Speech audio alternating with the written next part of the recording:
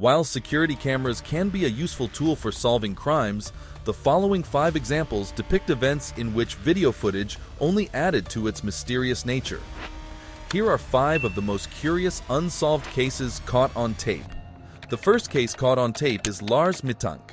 In the July of 2014, Lars Mittank, aged 28, was spending the holiday with some friends in Bulgaria.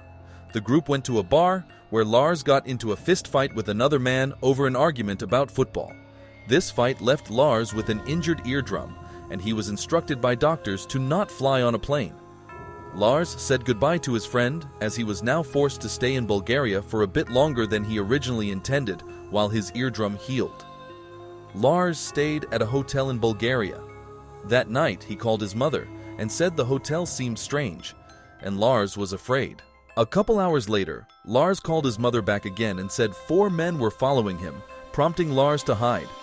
After he hung up, Lars texted his mother, "What is Cefuroxime 500? The name of the antibiotic he was prescribed for his eardrum."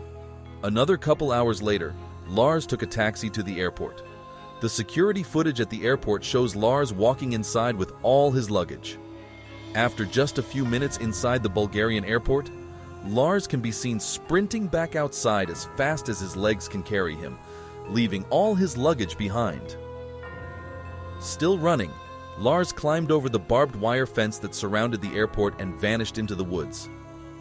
This was the last time anyone ever saw Lars Mittank. Curiously, Lars had no history of mental unwellness or erratic behavior. His family suggested perhaps the head injury he suffered could have impacted his cognitive well-being. Another possibility suggested by the doctor in Bulgaria is that the medication Lars was prescribed, combined with alcohol, possibly had some adverse effects, causing him to act hysterically. Whatever happened to Lars, whether he is dead or alive, we do not know. The second unsolved case is Brian Schaefer. Brian was a med school student at Ohio State University. On March 31, 2006, Brian met up with his friend at the Ugly Tuna Saloon, a seafood restaurant and bar in the South Campus Gateway complex, at 9 p.m. after spending some time with his father previously that day. Brian and his friends went bar hopping together, meeting up with a third friend, who drove them back to the Ugly Tuna Saloon a few hours later. There, at the bar, Brian's friends lost him. Thinking he might have left the bar, they went outside to wait for him. However, they could not find him, no matter how hard they searched. Brian Schaefer was never seen again. What is most strange about this story is the fact that the security footage in the bar shows Brian and his 2 friends entering, but never shows Brian exiting. Yet somehow, Brian was not much like Lars Mittank. Brian had no major issues regarding mental illness or instability. He had a good relationship with his parents and even a long-term girlfriend that he was planning to propose to soon. So there was no reason for him to take off and disappear forever without a word to anyone. The case of Brian remains unsolved to this day. No dead body was found and nobody reported seeing him. It is truly as if he vanished into nothing that night at the Ugly Tuna Saloon. The third case is the floating Russian girl. This home video captured something completely inexplicable in the middle of a forest somewhere in Russia. The video begins with a man filming his dog as the two go on a walk through the snowy woods. While shooting, the camera makes a quick turns to the right, showcasing a little girl seemingly levitating in the air horizontally. Below her floating body is an unknown adult, likely the girl's parent. The video then takes a sudden plunge into the snow, as the man recording was so shocked, he dropped his phone. The cameraman picks his phone back up off the ground, but when the shot returns to the little girl and the adult below her, she is no longer levitating, but instead is in her parents' arms. Many people believe this video to be an elaborate hoax, potentially with the use of horizontal wires to make it appear as if the little girl is floating. However, the truth behind this video and the floating girl it captured all remain a mystery. The fourth case is the Max Headroom broadcast intrusion. November 22, 1987, at 9:14 p.m., Chicago's WGN TV channel was suddenly hijacked for 15 seconds by an unknown person dressed in a Max Headroom mask and sunglasses. The video contains no audio other than the sound of static in the background.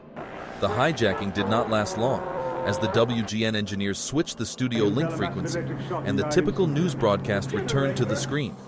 However, later that same night, at 11:15 p.m., the hijacker struck again, this time targeting a TV series on channel WTTW. This hijack was a full minute and 22 seconds long, and contained small amounts of audio, including the phrases, "He's a friggin' nerd" and "Catch the wave." He even hummed the theme of Clutch Cargo, a cartoon from the 1960s. The hijacker then went on to moon the WTTTW viewers, revealing his bare behind. In the video, a woman can be seen spanking the hijacker's butt with a fly swatter. Although FCC officials tried to locate the hijacker, his identity was never found. He has never struck again, rendering the man behind the Max Headroom mask a total mystery. The fifth and final cold case captured on film is Christina Morris. August 30th, 2014, in Plano, Texas, Christina Morris met with a man named Enrique Arochi at the mall. The two had known each other briefly in high school, but until they were introduced by a mutual friend, barely talked much before. The man's security footage showcases Christina and Enrique walking towards the mall garage at 3:55 a.m., where both of their cars were parked. 3 minutes later, Enrique can be seen leaving the garage in his car, whereas Christina was never to be seen again. 3 days after she went missing, her Toyota Celica was found parked in the garage right where she had left it. Essentially, two people had entered the mall parking garage, but only one emerged.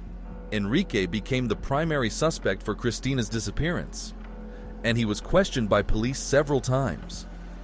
Although his car initially appeared to be clean, forensic testing found traces of Christina's DNA on the opening of the trunk, as well as on the carpeting inside the trunk. Furthermore, it was discovered that while Christina and Enrique were together that night on the 30th, Enrique made a phone call to Christina's boyfriend, a drug dealer who was recently arrested for selling MDMA to an undercover police officer. This was enough to convict Enrique, and he was sentenced to life in prison for kidnapping. Investigators suspected that Enrique had lured Christina into the parking garage, attacked her, possibly for reasons of romantic jealousy, then stuffed her in his trunk and disposed of her corpse in an unknown location. Christina's body was never found, and to this day, the full details of her disappearance are not known. Enrique still maintains his innocence to this day, denying he had anything to do with Christina's vanishing.